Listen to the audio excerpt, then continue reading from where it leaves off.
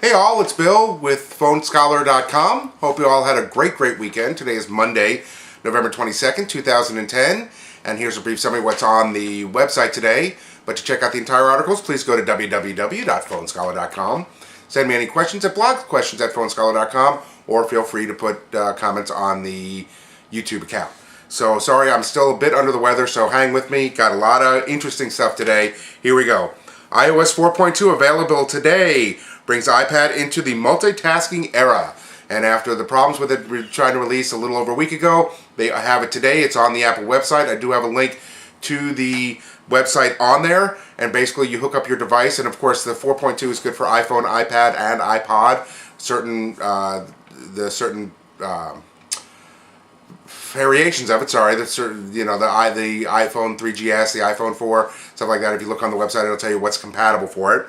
But all you do is hook it up, the device, to your computer, and it should go into iTunes. You do have to download the iTunes 10.1, and then it should take you from there. But here's a couple of things you get. Specifically, the iPod is multitasking in the folders, which the iPad, this is for the iPad. The iPod and iPhone already have. And then in general, you get, for all three of them, AirPrint, which is really cool. If you get mostly HP printers, or any printer that has the AirPrint capability to it, you can print wirelessly from your device to the printer. So one of the things that have been lacking in the ability of the iPad and some other things, so now you have that. It also has the AirPlay, which allows you to stream from your handheld devices to the Apple TV and then watch whatever you want through your TV and listen to it on your stereo speakers, which is really cool. Find My iPhone, which was you had to have a subscription to Mobile Me before, is all gone. It's a completely free application, again, for all three products. So if you have any problems, plus with the Find My iPhone, if you lose it, you also have the ability to remotely shut it down or wipe it out, the unit itself. So really cool. A couple other things: Game Center, iTunes TV show rental for 99 cents each. You can rent shows. An even better mail system. Find text on the web pages. Notes with fonts, so you can change the fonts, which is cool. Reply to calendar events and other things. So check out the website. I think you'll really like this update. If you have one of these, take advantage of it. It's free, so you might as well. Next, any gadget bad for kids? And there's a writer named Mike Elgin from Computer World, and he put out this magnificent article stating that are the gadgets nowadays bad for kids?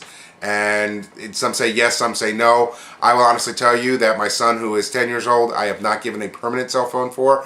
We actually have one that floats around the house as a floater. When he goes up and down into his friend's house, he takes that with him. But to be honest with you, number one, right now he's not mature enough. And number two, I don't think he has a need for it. And he complains that all his friends in school have it. They're not supposed to be using it in school. And I ask them, what do they use it for? All they do is text their friends. And to be honest with you, in my opinion, and being in the industry as long as I have, and I actually do lectures on this, I have schools that ask me to come in and say when is the right time to get your child a phone. It all depends on their maturity level and situation. You may have some 8-year-olds that are mature enough to handle it and not use it except for what it's supposed to be, and you may have some 15-year-olds that are not even mature enough to even have them. So again, we can go into long dissertation about this, but check out this article.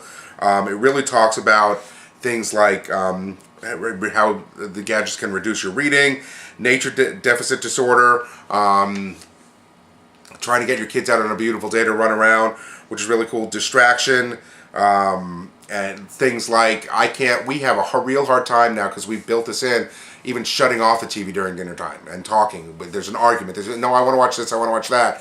Not even watching my shows, just he does not want the TV turned off, and that can make a difference.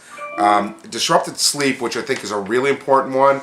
We make sure that all electronics and everything is shut off half an hour before he goes to bed. Because that is just something that we have found to be very successful, and he goes in and reads or plays with his toys or something, but literally lets his brain shut down from the electronic stimulus and lets it use his own stimulus, and it actually helps him to sleep.